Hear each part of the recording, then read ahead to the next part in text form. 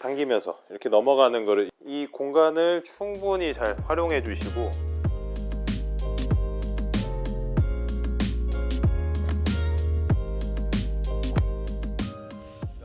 자, 오늘은 치키닝 하시는 분들을 위해 영상을 준비했습니다.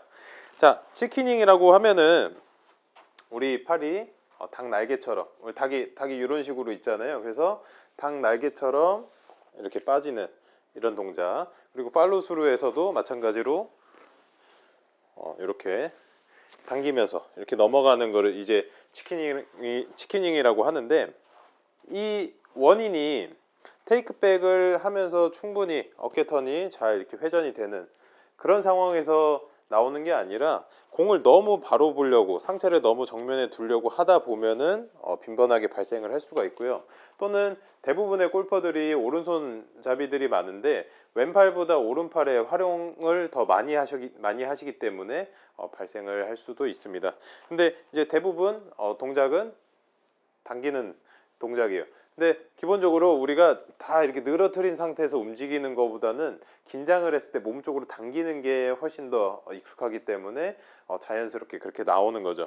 그래서 일단은 그랬을 때 턴이 충분히 되지 않고 팔이 당겨지는 자, 이런 모습이 나오게 되는 거죠.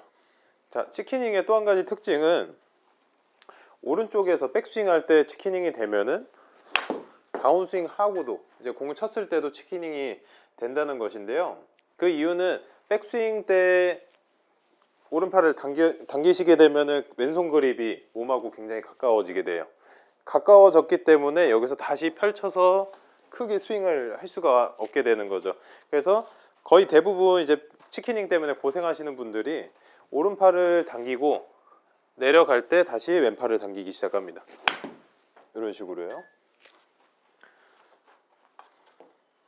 그래서 대부분 오른쪽이 당겨지면 왼쪽도 당겨지게 되는 것이죠. 그러면 치키닝을 해결하기 위해 가장 좋은 방법이 뭘까요? 일단 정답부터 말씀드리면은, 이 어드레스를 하셨을 때 헤드부터 왼팔, 어깨까지 이 공간을 충분히 잘 활용해 주시고, 그리고 이제 오른팔로 당기는 이 힘의 비중을 훨씬 줄이셔야 돼요.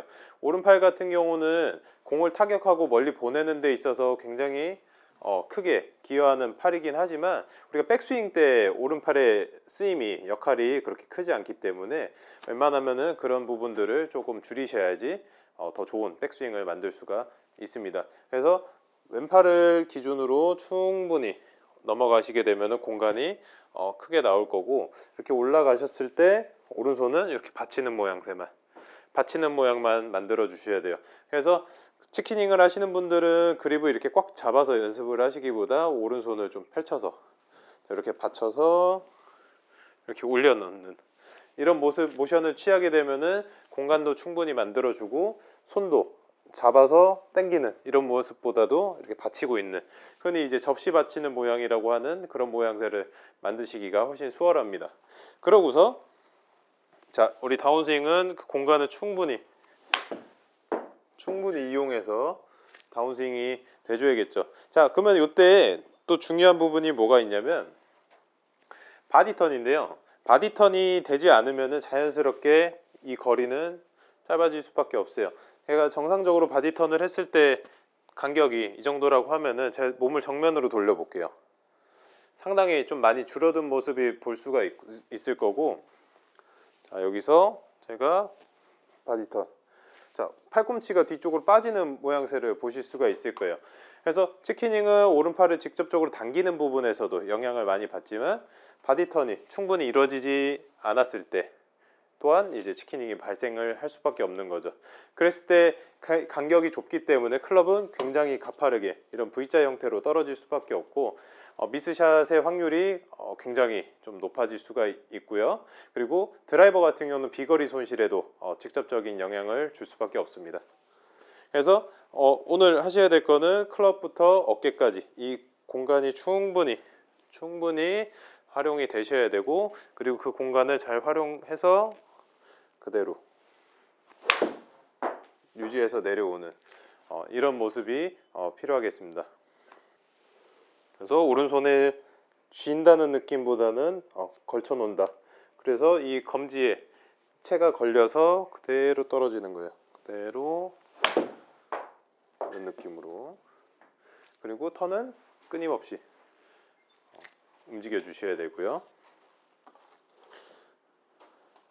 하지만 치킨윙의 최대 적은 비거리 욕심이겠죠. 그래서 연습하실 때는 꼭 비거리를 조금 줄여서 저 같은 경우는 비거리를 어느 정도 조금 살살 쳐야지라고 생각을 하기보다 구체적인 거리를 정해놓고 하는 편이에요. 그래서 뭐 예를 들면 7번 아이언이 제가 160m를 치는데 7번 아이언으로 130m를 치겠다.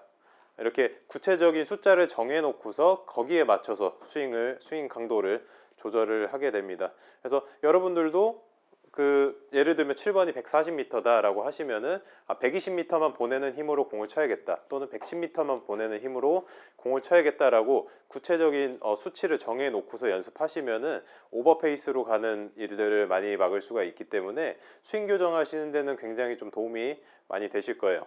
그래서 간격 유지하고, 자, 오른손은 이렇게 당기지 마시고 충분히 턴 다 해주신 다음에 둥글게 회전.